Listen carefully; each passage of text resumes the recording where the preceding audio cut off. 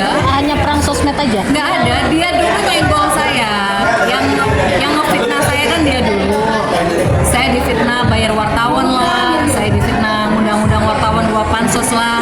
Padahal dia sendiri yang pansos. Mukanya terpampang di mana-mana, kalian lihat sendiri. Tapi dianggap lebih ngarep ke Amar kah? Gimana kah? Iya, saya lucu ya. Yang menghubungi saya itu Amar duluan. Yang ngirim puisi romantis dia duluan. Yang menyapa saya dia duluan. Yang mencari-cari nomor telepon saya juga laki-laki itu. Saya belum sempat ketemu di rutan aja saya udah dikirimi puisi romantis. Masa saya dibilang ngaruh? Itu kan lucu. Ya kan kelihatan yang baper siapa, laki-laki itu atau saya kan udah kelihatan. Kan udah terpampang nyata kan, bukti chat kan udah terpampang nyata. Mbaknya juga ntar baca aja chatnya sendiri. Tapi kak udah ada komunikasi juga dengan Amarnya terkait ini? Kalau saya sih sudah memutuskan untuk tidak berkomunikasi dengan dia dulu untuk saat ini. Tapi dari kuasa hukumnya mungkin kayak ini kan udah rame di sosmed gitu, mungkin ada penyampaian dari lawyernya Amar. Oh gitu. iya, lawyer kuasa hukumnya sempat saya tegur karena kan si nenek gayung itu kan selalu berlindung katanya Om John katanya ya saya tegur, tapi ternyata Bang Johnnya juga masih hubungan baik sama saya. Jadi yang disampaikan nenek gayung pansos itu hoax semua, udah fitnah semua isinya. Kak, jadi kan publik jadi mempunyai anggapan sendiri kenapa merebutkan Amar sampai segininya. Sebenarnya nggak ada yang memperebutkan sih. Yang memperebutkan tuh nenek gayung, bingung sendiri dia. Kalau saya kan, saya jelas tegas di media manapun saya mengatakan saya tidak ada perasaan apapun dengan laki-laki itu. Saya ikhlas menjenguk sebagai masa lalu dia yang kita dulu pernah dekat, berempati.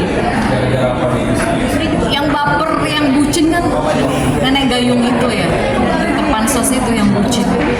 Saya mah nggak pernah ada. Mana ada pernah kalian lihat? Saya bucin-bucin sama laki-laki itu nggak ada. Saya cuma jenguk sekali udah heboh dunia akhirat. Dijodoh-jodohin lah sama netizen. Nenek gayung itu nggak terima saya dijodoh-jodohin sama netizen. Padahal dianya yang ngebet sama laki-laki itu, sama Amar. Ya udah biarin aja lah. Tapi Bang John sendiri sempat ada penyampaian juga nggak sih ke kakak? Intinya Bang John tidak ada masalah dengan saya. Intinya saya dengan Bang John masih berkomunikasi dengan baik. Tapi sebelumnya sempat saya tegur, apa betul Bang John ada di balik fitnahan nenek gayung itu? Bang John sih bilangnya kita sebagai pengacara, sebagai lawyer saja, sebatas itu saja. Ya intinya nenek gayung itu mau mengadu domba saya dengan siapapun, dengan laki-laki itu, dengan Bang John. Tapi gagal semua, hubungan masih baik. Tapi saya menegaskan saya tidak ada perasaan apa-apa. Berarti sejak awal mulai jenguk itu kan netizen menebak-nebak ya bahwa Kak Zeda ingin kembali lagi, artinya dekat lagi dengan Amar sampai tercetus isu kabar katanya. Saya nggak ada niatan pengen kembali lagi, nggak ada.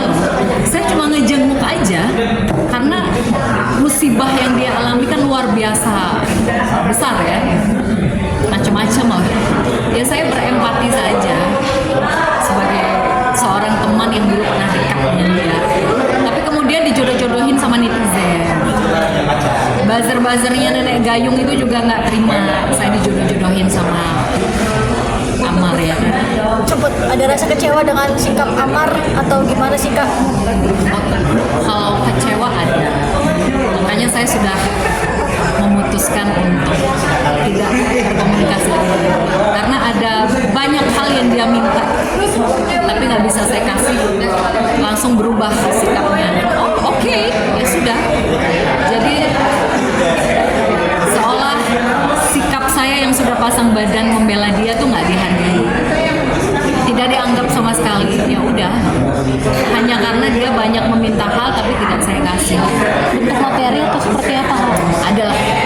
Nanti kalau saya buka jatuh marwahnya dia. Saya masih menjaga harkat martabatnya dia. Intinya sesuatu itu tidak masuk akal, di luar nalar, di luar kemampuan saya. Udah. Ketika Amar menyampaikan hal tersebut, yang terbenak apa? Kaget. Bisa ya? Ini bilang Nabila. Meminta sesuatu yang besar seperti itu. Ya saya tolak.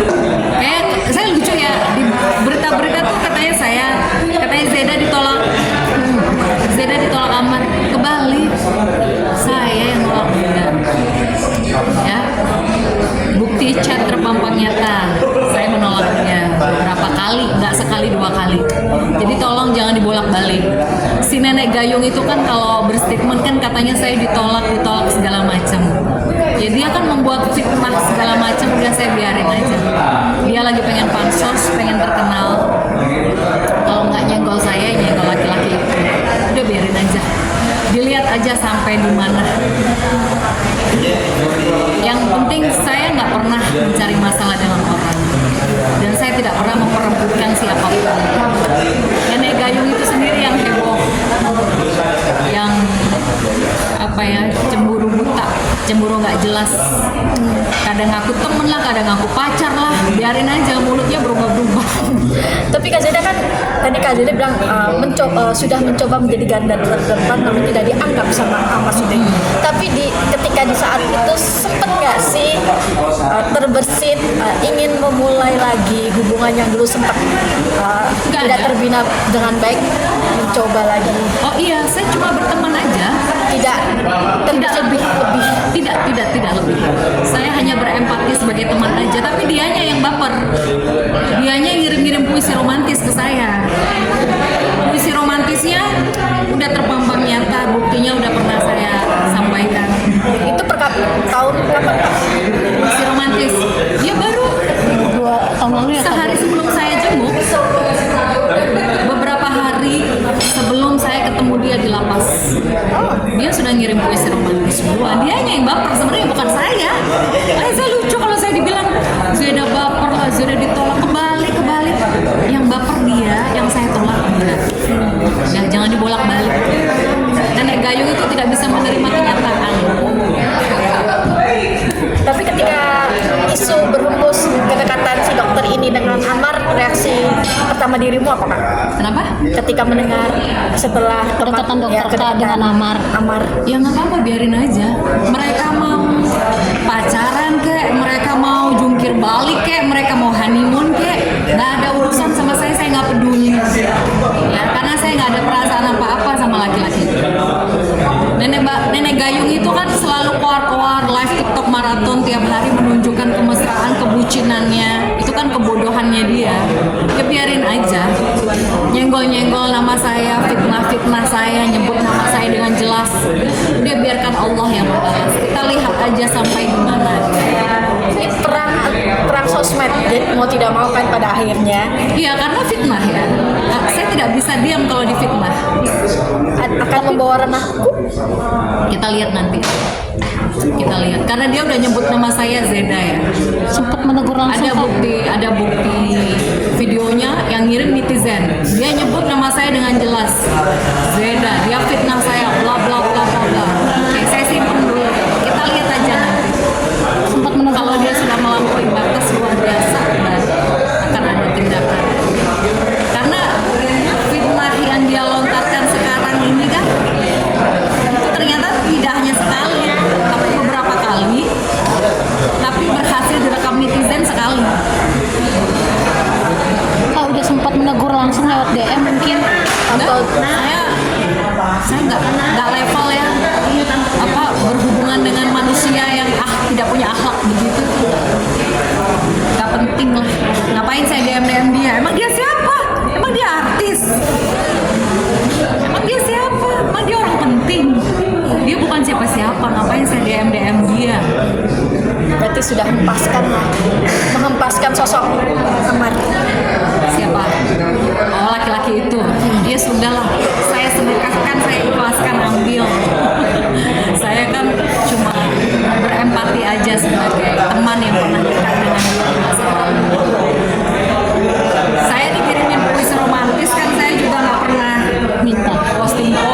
dari dulu kan. Baru saya difitnah begini, baru saya tunjukin biar mingkem dia. Dia pikir dia doang yang dikirim puisi romantis. Saya juga Berarti sosok Ahmad ini tipe kalau mendekati wanita itu ya, begitu Kak, artinya ya mengirimkan kata-kata yang membuat cewek oh iya. terkesima. Beberapa kali menghubungi saya tuh menyampaikan puisi tidak hanya lewat tulisan tapi juga kata-kata langsung lewat telepon. Memang begitu sih, tapi nggak semua perempuan juga. Hanya perempuan tertentu yang mungkin ada kecenderungan dalam hatinya. Yang saya tahu sih. Oke, Kak. Thank you Kak Zida.